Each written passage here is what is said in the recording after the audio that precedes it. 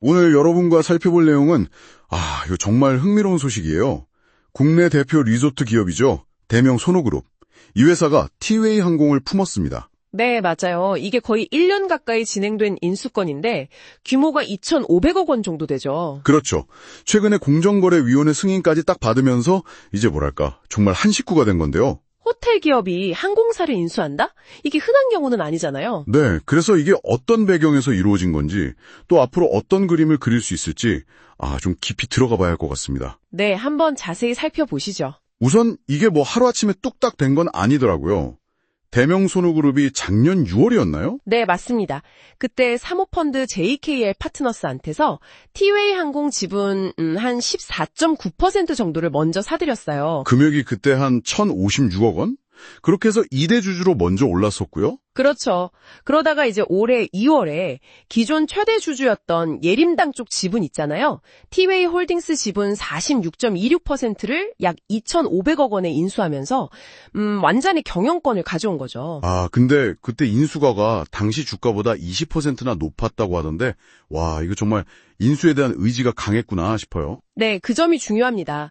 특히 대명손호그룹 오너 2세 서준혁 회장이 이걸 직접 주도했다는 거예요. 오너가 직접요? 네, 그러니까 단순히 그냥 회사 규모만 키우려는 게 아니라 기존 사업, 그러니까 호텔이나 리조트랑 항공업 간의 시너리를 만들겠다. 이런 명확한 목표가 있었던 걸로 보입니다. 호텔, 리조트만으로는 좀 성장의 한계가 보이니까 새로운 돌파구를 찾으려고 한 거군요. 그렇죠. 과감하게 사업 다각화에 나선 거죠. 그리고 이제 공정위에서도 이 결합이 시장 경쟁을 해치진 않는다. 이렇게 판단을 내렸고요. 네, 그래서 이제 6월 24일에 임시 주주총회를 열어서 서준혁 회장을 포함해서 새로운 이사진을 꾸릴 예정이라고 합니다.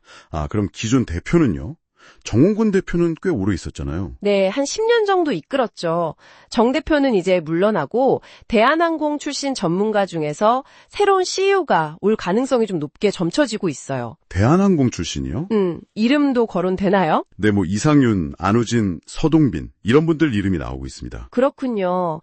자, 그럼 이걸 좀 더 큰 그림에서 보면 대명손호가 노리는 건 뭘까요? 일단 목표는 꽤 명확해 보여요. 첫째는 당연히 항공 안전, 그리고 정비 역량 강화. 둘째는 수익성 증대. 그리고 아마 가장 중요하게 생각하는 게 이 레저랑 항공산업 간의 시너지 창출일 겁니다. 시너지.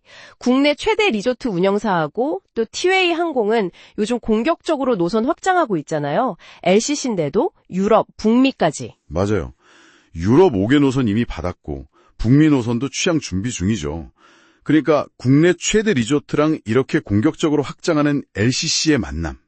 이게 참 흥미로운 조합이에요. 그렇죠. 새로운 여행 상품 같은 거 나올 수도 있고 서로 고객 교차 판매도 가능할 테고요. 네, 그런 직접적인 시너지도 있고 또 대명손호그룹 자체도 해외 사업을 계속 확장하고 있거든요.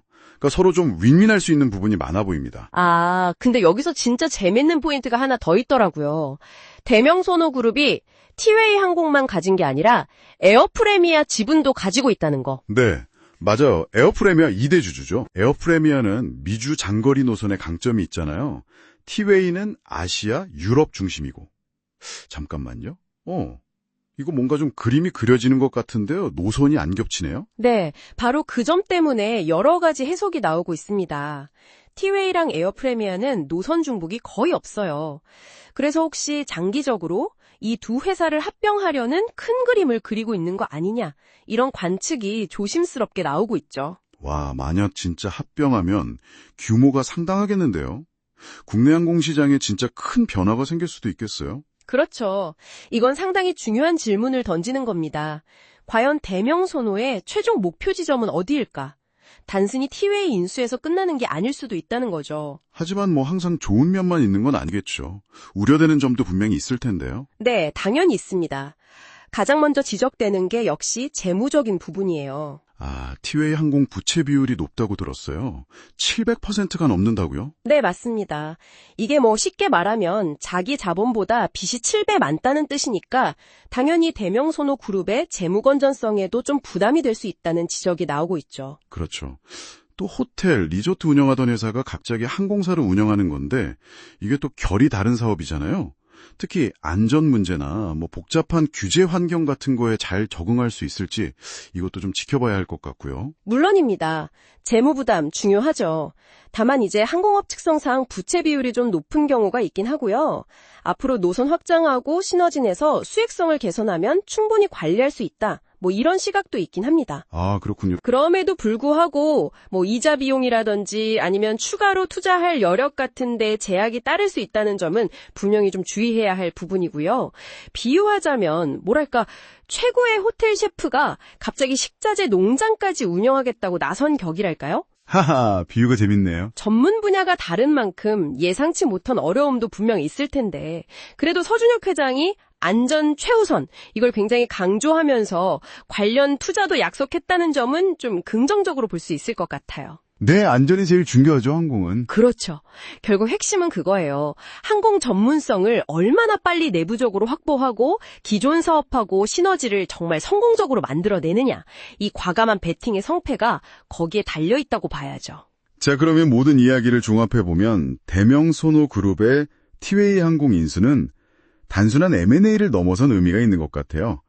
리조트 기업이 항공사를 운영하는 어떤 새로운 사업 모델의 실험이 시작됐다. 이렇게 볼 수도 있겠네요. 네, 맞습니다. 앞으로 새로운 리더십 아래에서 어떤 변화가 생길지, 또 말씀하신 에어 프리미어와의 관계는 어떻게 될지, 그리고 재무적인 과제는 또 어떻게 풀어갈지 정말 지켜볼 포인트가 많습니다.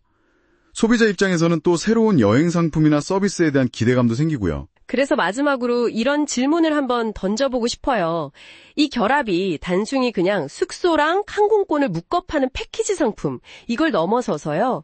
여러분의 여행 계획 방식이나 아니면 소비 경험 자체를 근본적으로 어떻게 바꿀 수 있을까요? 아, 생각해보니 그럴 수도 있겠네요. 어쩌면 정말 숙박과 이동이 완전히 하나로 통합된 전에 없던 형태의 새로운 레저, 여행 생태계 같은 게 등장할 수도 있습니다. 만약 그렇다면 그 모습이 우리에게 어떻게 다가올지 한번 상상해보는 것도 꽤 흥미로운 지점 아닐까 싶습니다.